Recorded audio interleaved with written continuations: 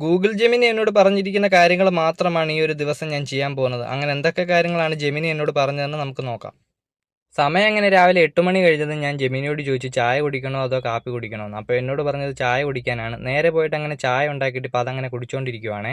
ചായ കുടി കഴിഞ്ഞിട്ട് ഇനി എന്ത് ചെയ്യണമെന്ന് ചോദിച്ചപ്പോൾ അല്പസമയം പോയിട്ട് ഇളം വെയിൽ കൊള്ളാൻ പറഞ്ഞു. ഇപ്പോഴത്തെ വെയിലിന് ചൂട് കൂടുതലാണെങ്കിലും ജെമിനി പറഞ്ഞ സ്ഥിതിക്ക് പോയിട്ട് കുറച്ച് സമയം ഇളം വെയിൽ കൊണ്ടു. പിന്നീട് ഇന്ന് സൺഡേ ആയതുകൊണ്ട് ഞാൻ എന്ത് ചെയ്യണമെന്ന് ചോദിച്ചപ്പോൾ കുടുംബത്തോടൊപ്പം പള്ളിയിൽ പോകാനായിട്ട് വേഗം ഒരുങ്ങാനാണ് പറഞ്ഞത്. അതുകൊണ്ട് കുളിയൊക്കെ കഴിഞ്ഞ് വന്ന് കുറച്ച് സൺക്രീമും എടുത്ത് തേച്ചിട്ട് ഇപ്പം ഞാൻ പള്ളിയിൽ പോകാനായിട്ട് റെഡിയാവുകയാണേ. പള്ളിയിലോട്ട് പോകാൻ ഞങ്ങൾ വീട്ടിൽ നിന്ന് മൊത്തം 6 പേരുണ്ട്. ഞങ്ങളങ്ങനെ ഓട്ടോയ്ക്കാണ് കേട്ടോ പോകുന്നത്. അങ്ങനെ പള്ളിയുടെ ഒരു സൈഡിലോട്ട് വണ്ടി നിർത്തിയിട്ട് ബൈബിളൊക്കെ പിടിച്ചിട്ട് ഇപ്പം ഞാൻ പള്ളിയിലോട്ട് ഇറങ്ങി പൊക്കോണ്ടിരിക്കുവാണേ.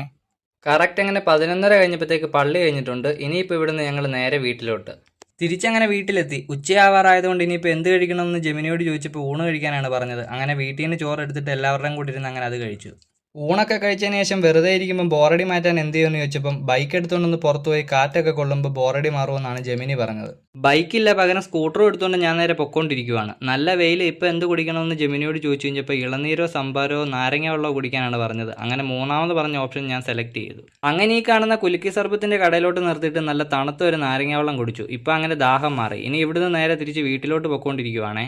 രാത്രി ആയതോടുകൂടി ഇനി പുറത്തുനിന്ന് കഴിക്കണോ വീട്ടിൽ നിന്ന് കഴിക്കണോ എന്ന് ചോദിച്ചപ്പോൾ ബൈക്ക് എടുത്തൊന്ന് കറങ്ങിയിട്ട് വരാനും പുറത്തുനിന്ന് കഴിക്കാനും പറഞ്ഞു. പുള്ളിക്ക് എപ്പോഴും ഈ ബൈക്ക് എടുത്ത് പുറത്തു പോകുന്ന കാര്യം മാത്രമേ ഉള്ളൂ പറയാനായിട്ട്. അങ്ങനെ എന്ത് കഴിക്കണമെന്ന് ഒന്നുകൂടെ ചോദിച്ചപ്പോൾ തട്ടുദോശ കഴിക്കാനും ഓംലെറ്റ് കഴിക്കാനാണ് പറഞ്ഞത്. അങ്ങനെ അത് മേടിച്ചിട്ട് ഇപ്പോൾ ഞാൻ കഴിച്ചുകൊണ്ടിരിക്കുവാണ്. അപ്പോൾ ഇതോടെ കഴിച്ചിട്ട് ഈ ചലഞ്ച് ഞാൻ ഇവിടെ അവസാനിപ്പിക്കുവാണ്. വീഡിയോ ഇഷ്ടപ്പെട്ടാൽ ഒന്ന് സബ്സ്ക്രൈബ് ചെയ്യാനും ഒരു ലൈക്ക് അടിക്കാനും മറക്കല്ല്. അപ്പം നമുക്കിനി അടുത്ത വീഡിയോയിൽ കാണാം.